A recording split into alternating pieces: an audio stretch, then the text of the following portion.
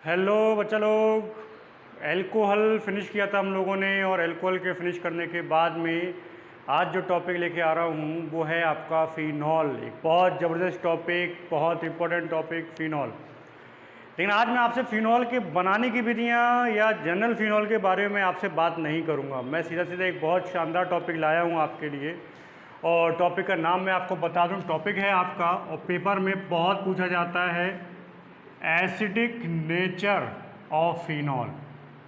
ठीक है, फिनॉल का एसिडिक नेचर, इसके बारे में हम लोगों ने बात करनी है। ठीक है, बात ये आपका नीट, एम्स, TIG सब में बहुत पूछा जाता है। आपका बहुत इंपॉर्टेंट कॉन्सेप्ट आपका फिनॉल का एसिडिक नेचर। ठीक है, तो कुछ क्वेश्चंस को लेकर हम लोग शुरुआत करेंगे। कुछ क्वेश्चंस के हम लोग सॉल्व करेंगे और फिर हम लोग कोशिश करेंगे जानने का किस प्रकार से एसिडिक नेचर कार्य करता है। ठीक है, तो देखिए इसमें पहला क्वेश्चन है कि ROH, ओके, और एक ले लिया मैंने AROH, दैट्स इट। ROH का मतलब कोई आपका एलिफेटिक एल्कोहल है और यहाँ पे आ चुका है आपका फिनॉल।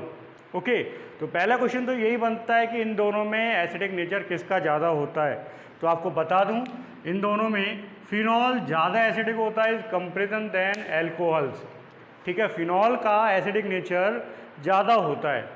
तो अब पहले इसके बारे में थोड़ी सी बात करते हैं कि ज़्यादा क्यों होता है, क्योंकि इसमें बहुत कुछ है पढ़ने के लिए बेटा। इसको आप ध्यान से समझिए, बहुत इंपॉर्टेंट कॉन्सेप्ट है ये आपका। ठीक है, तो क्या करना है इस बात पे आप ध्यान दीजिए थोड़ा सा। देखिए मैं आपको एक छोटा सा बात बताता हूँ। मान लो इसके रूप में मैंने ले लिया है CH3OH। तो सिंपल सा बात है, एसिडिक नेचर डिपेंड करता है इस हाइड्रोजन के निकलने पर। जहाँ से ये हाइड्रोजन जल्दी निकलेगा, सीधी सी बात है, एसिडिक नेचर उसका कैसा होगा, ज़्यादा होगा। इसमें कोई दो राय नहीं है। ठीक है बात। अब इसका निकलना डिपेंड करेगा इस वाले ऑक्सीजन पे। देखिए ऑक्सीजन एक इलेक्ट्रोनेगेटिव एलिमेंट है, ऑक्सीजन इलेक्ट्रॉन अट्रैक्टिंग पावर रखता है। ठीक है, और एक बात दिमाग में रख लीजिए कि हाइड्रोजन का निकलना तब आसान हो जाएगा जब उससे जुड़े हुए परमाणु पर इलेक्ट्रॉनों की कमी हो जाए।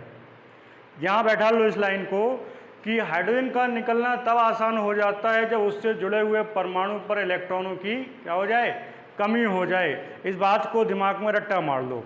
देखिए यहाँ पर ऑक्सीजन लगा हुआ है, इधर लगा हुआ है एल्किल ग्रुप। एल्किल ग्रुप दिखाते हैं प्लस आई इफेक्ट। अभी प्लस आई इफेक्ट दिखाएगा तो ऑक्सीजन पे इलेक्ट्रॉनों की संख्या को और ज़्यादा बढ़ाएगा, इलेक्ट्रॉन डेंसिटी बढ़ेगा, इस पर नेगेटिव चार्ज बढ़ेगा।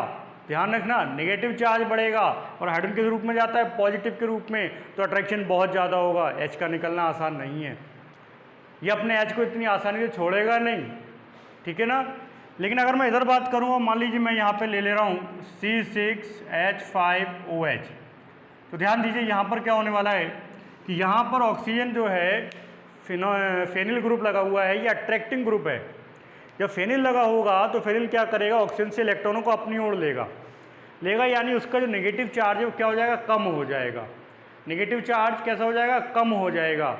नेगेटिव चार्ज कम हो गया, इसका मतलब क्या, हाइड्रोजन का निकलना इतना आसान नहीं है। या सीधी सी बात समझिए, जब फेनिल ने इलेक्ट्रॉन खींचा तो ऑक्सीजन पे इलेक्ट्रॉनों का कमी हुआ। और मैं आपसे थोड़ी देर पहले यही कह रहा था कि जब भी हाइड्रोजन से जुड़े हुए परमाणु पर इलेक्ट्रॉनों की कमी होगी, समझ लेना क्या होगा, अम्लीयता बढ़ रही है।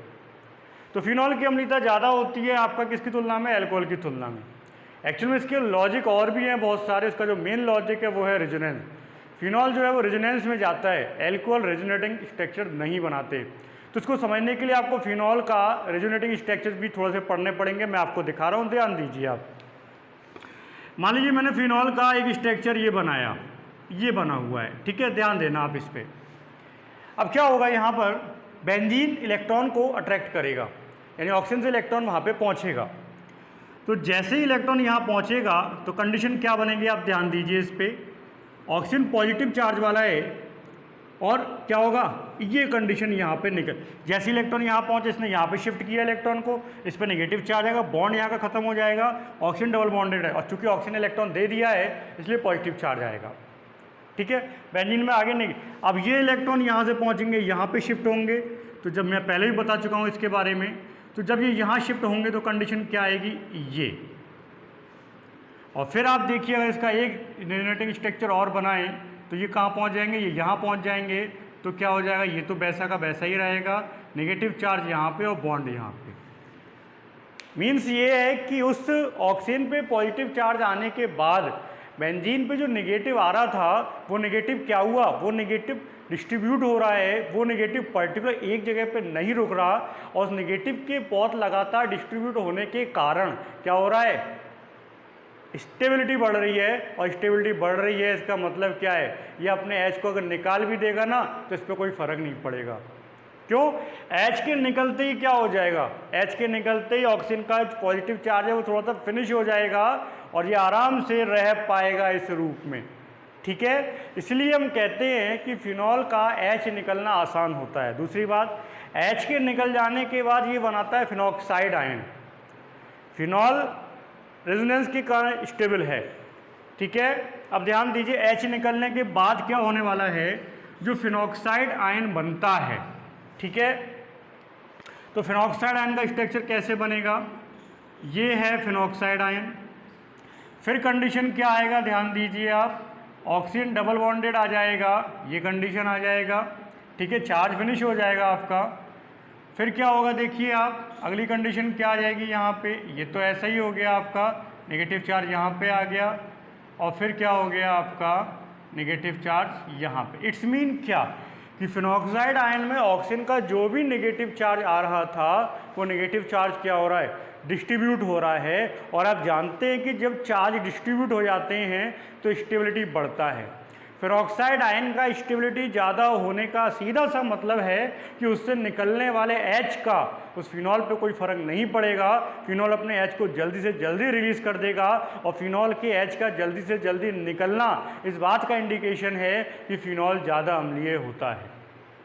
ठीक है, फिनॉल ज़्यादा अम्लीय होता है। मैं आपको एक बात और बता दूं, एक चीज़ यहाँ पे और लेके चलते हैं, वो भी बता देता हूँ।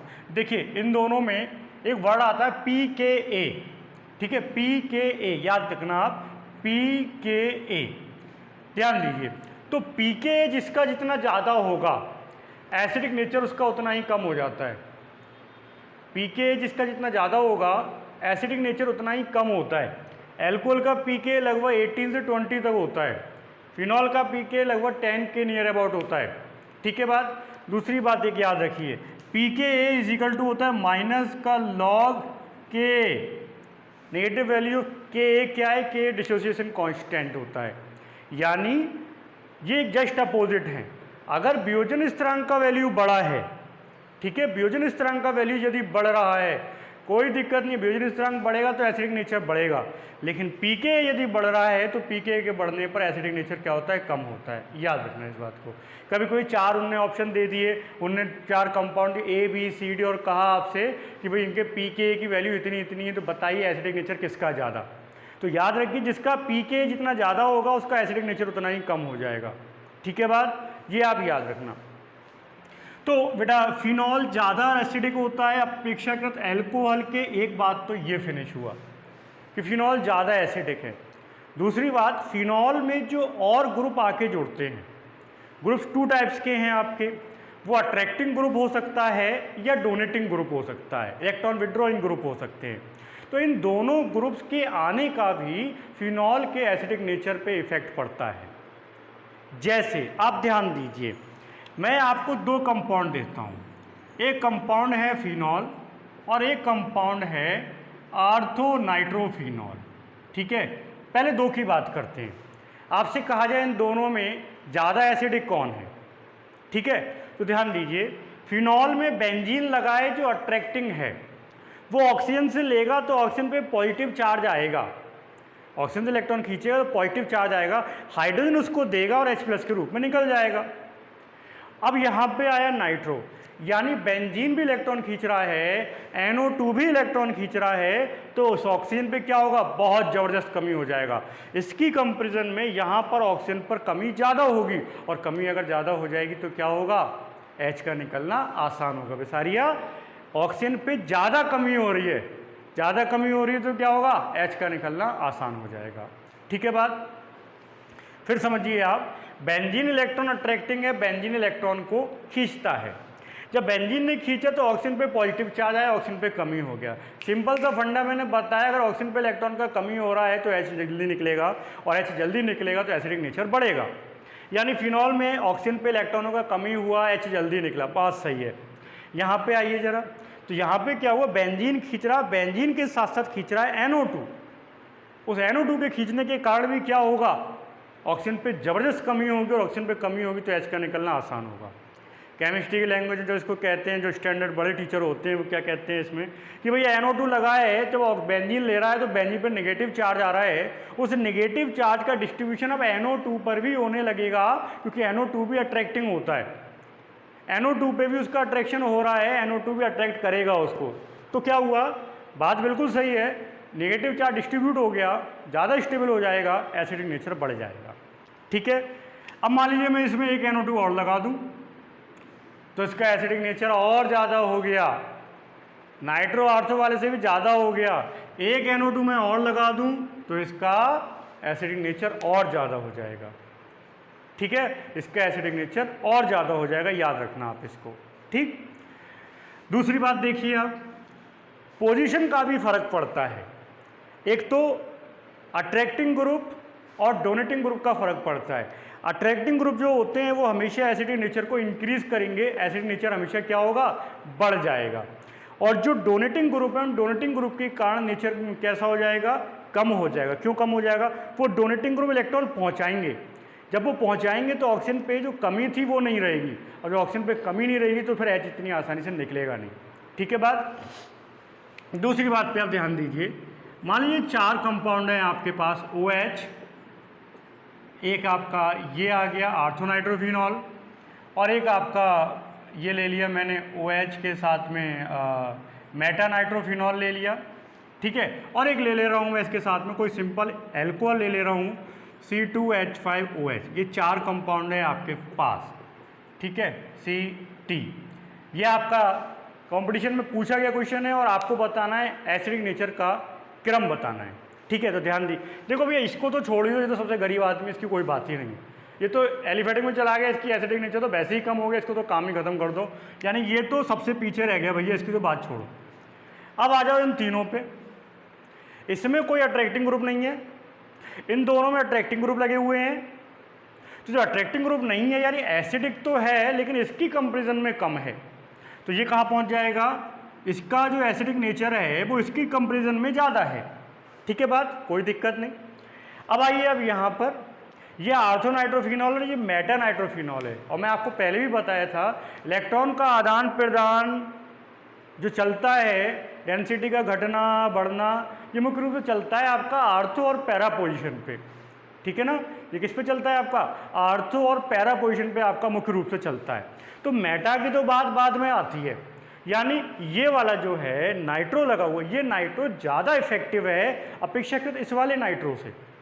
आर्थो पे लगा हुआ नाइट्रो ज़्यादा इफेक्टिव होता है। ठीक है, अब जब ज़्यादा इफेक्टिव है भैया तो जाहिर सी बात है एसिडिक नेचर बढ़ाएगा, तो C वाले का एसिडिक नेचर ज़्यादा हो जाएगा, लेकिन मेटा वाला जो है उसका एसिडिक नेचर थोड़ा सा, भाई आपने कहा कि सर मेटा वाला प्रभाव नहीं दिखाएगा, लेकिन something is better than nothing, यहाँ पर तो है ही नहीं कोई फिनॉल में, तो उसकी तुलना में तो यहाँ पे कुछ ना कुछ तो प्रभाव दिखाएगा। तो ये इसका एक सीक्वेंस बन गया, ये है एसिडिक नेचर का इंक्रीजिंग ऑर्डर। इंपॉर्टेंट बात, मान लीजिए यहाँ पे पैरा वाला आ जाता, हालांकि आर्थो और पैरा कभी एक साथ नहीं आते क्योंकि इनका एसिडिक नेचर लगभग समान होता है, एक साथ नहीं आते, लेकिन बाई चांस एक साथ आ जाए, ठीक है, तो वहाँ नसीब खराब है, एक साथ आ गया, तब क्या करोगे, तो याद रखना पैरा नाइट्रो का हमेशा ज़्यादा होता है आर्थो वाले से। यानी पैरा नाइट्रो, अगर मैं एक ऑप्शन और ले लूँ, यहाँ पे मैंने एक ऑप्शन और ले लिया पैरा नाइट्रोफिनॉल, और इसको मैं ई मान लूँ, तो पैरा नाइट्रोफिनॉल का एसिडिक नेचर सबसे ज़्यादा होगा। वजह भी बता देता हूँ, जो आर्थो पे लगा हुआ नाइट्रो है, ये आर्थो पे लगा हुआ नाइट्रो क्या करता है, ये करता है intramolecular hydrogen bonding, intramolecular hydrogen bonding, और इंट्रामोलिकुलर हाइड्रोजन बॉन्डिंग के कारण इसका एसिडिक नेचर कुछ कम हो जाता है। पीके की वैल्यू बताऊं तो इसकी 7.1 होता है, इसका 7.2 होता है, बहुत छोटा सा अंतर। ठीक है बात, तो वो जो आपसे कोई पूछे भी कि आर्थो पैरा में आर्थो वाले का कम क्यों हो गया, जबकि वो पास में लगा हुआ है ग्रुप, ज़्यादा इफेक्ट करेगा, लेकिन नहीं, क्योंकि यहाँ पर क्या होता है, हाइड्रोजन बॉन्डिंग होता है। ठीक है बात, एक क्वेश्चन और लेते हैं बढ़िया सा, इसी का मज़ा आएगा आपको, इसमें भी बहुत शानदार टॉपिक है बेटा, मज़ेदार टॉपिक है, थोड़ा दिमाग से। अब मान लीजिए आ गए हेलोफिनॉल। हेलो भी क्या है, अट्रैक्टिंग ग्रुप के रूप में कार्य करता है, हेलो जो होता है वो आपका अट्रैक्टिंग ग्रुप के रूप में कार्य करता है। अब हेलो की कंडीशन क्या है, इस बात को समझो आप। फ्लोरो को छोड़ दीजिए आप, क्योंकि अगर आप आर्थो फ्लोरो की बात कर दी आपने, मैं पहले आर्थो को ही लेके चल रहा हूँ। 4 लेते हैं चलिए कंपाउंड। एक ले लिया हम लोगों ने फिनॉल, ठीक है, एक ले लिया क्लोरो, आर्थो क्लोरो, एक हो गया आर्थो ब्रोमो, और एक हो गया आर्थो आइडो, और एक और ले लेते हैं चलिए आर्थो फ्लोरो, ठीक है बात। अब आपसे कहा गया एसिडिक नेचर का सीक्वेंस बनाना है। इसको ए मान ले रहा हूँ, इसको बी हो गया, ये सी हो गया, ये डी हो गया, और ये ई हो गया। अब आपको इसमें सीक्वेंस बताना है कि एसिडिक, देखो भैया ये सब अट्रैक्टिंग ग्रुप है भैया, ठीक है भैया। तो भैया ये वाला तो सबसे कम चला गया, यानी सबसे कम हो गया आपका ए वाला। लेकिन एक इंपॉर्टेंट बात, ए से भी कम यहाँ पर ई होगा। अरे साहब फ्लोरीन तो बहुत अट्रैक्टिंग है, बहुत अट्रैक्टिंग है भैया, तो फिर कैसे कम हो गया? ध्यान रखना इस बात का। फ्लोरो आर्थो फ्लोरो वाला है जो उसका एसिडिक नेचर फिनॉल से भी कम हो जाता है। वजह क्या होता है, फ्लोरीन दुनिया का सबसे अधिक इलेक्ट्रोनेगेटिव एलिमेंट है, और सबसे अधिक इलेक्ट्रोनेगेटिव एलिमेंट होने की वजह से क्या होता है, फिनॉल में OH और फ्लोरीन के बीच में ज़बरदस्त हाइड्रोजन बॉन्डिंग होती है, बहुत ताकतवर हाइड्रोजन बॉन्डिंग।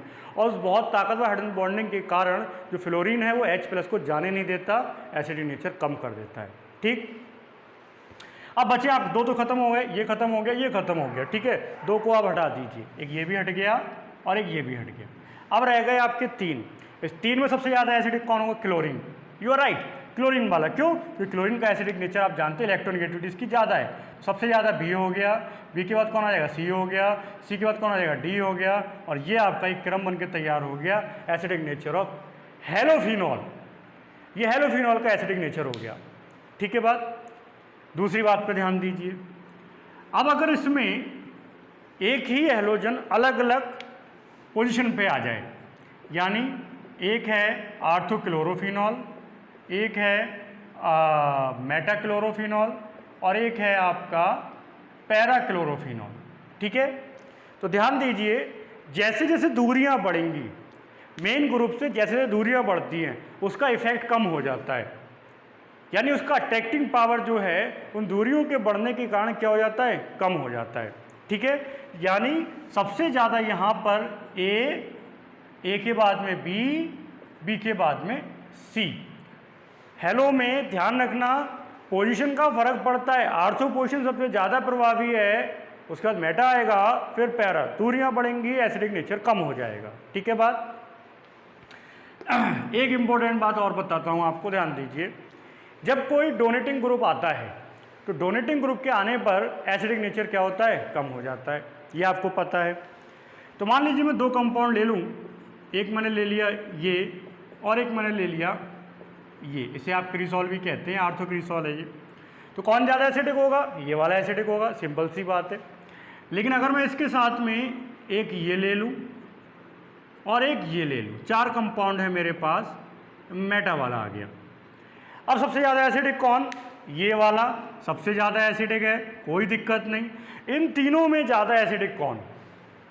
इन तीनों में ज़्यादा एसिडिक कौन? देखिए, आर्थो पे लगा हुआ मेथिल ग्रुप इलेक्ट्रॉन पहुंचाएगा और पैरा पे लगा हुआ मेथिल ग्रुप इलेक्ट्रॉन पहुंचाएगा। मेटा पोजीशन का इतना ज़्यादा फर्क नहीं पड़ता, ये बात मैंने आपसे पहले भी, मेटा पोजीशन का इतना फर्क नहीं पड़ेगा। यानी अगर इसमें आप क्रम देखेंगे तो इसके बाद में नंबर 2 पे कौन आएगा? ये आएगा, आर्थो वाला। गलत हो गया, ये आर्थो वाला नहीं, नंबर 2 पे कौन आएगा? मेटा वाला। मेटा वाला क्यों आएगा? क्योंकि मेटा पे लगे हुए मेथिल का कोई इफेक्ट इतना पड़ेगा ही नहीं। मेटा पे जो मेथिल लगा है उसका इतना इफेक्ट नहीं पड़ता, ठीक है। अब रह गए आर्थो वाला और पैरा वाला, तो इन दोनों में ज़्यादा इफेक्ट किसका पड़ेगा? आर्थो वाले का। तो आर्थो वाले का इफेक्ट ज़्यादा, इसका मतलब एसिडिक नेचर क्या करेगा जी? कम कर देगा। यानी नंबर 3 पे कौन चला जाएगा? सी। और सबसे लेस एसिडिक है वो है आपका आर्थोक्रिसॉल। तो अट्रैक्टिंग ग्रुप किस प्रकार से अपना इफेक्ट दिखाते हैं, डोनेटिंग ग्रुप किस प्रकार से दिखाते हैं, और फिनॉल इतना ज़्यादा एसिडिक क्यों है ये भी मैंने आपको बता दिया। फिनॉल एल्कोहल की कंपेरिजन में एसिड ज़्यादा एसिडिक है, ब्लू लिटमस को रेड कर देता है। मैंने एक सीक्वेंस बताया था, अनिल एक वर्ड यूज़ किया था मैंने, अनिल, अम्ल नीले को लाल करेगा, ठीक है ना। तो जानते हैं आप एल्कोहल की कंपेरिजन में ज़्यादा एसिडिक होते हैं फिनॉल, और फिनॉल में जो अट्रैक्टिंग ग्रुप आते हैं वो भी एसिडिक नेचर को किस प्रकार से इफेक्ट करते हैं ये मैंने आपको बताया। एक छोटा सा टॉपिक था फिनॉल का एसिडिक नेचर, और बहुत शानदार टॉपिक है आपका, इसको कंप्लीट कीजिए। रिएक्शन मोस्टली आपका एल्कोहल के समान ही होते हैं, तो पहले आप इसको कंप्लीट कीजिए, फिर और बात करेंगे। तब तक के लिए धन्यवाद।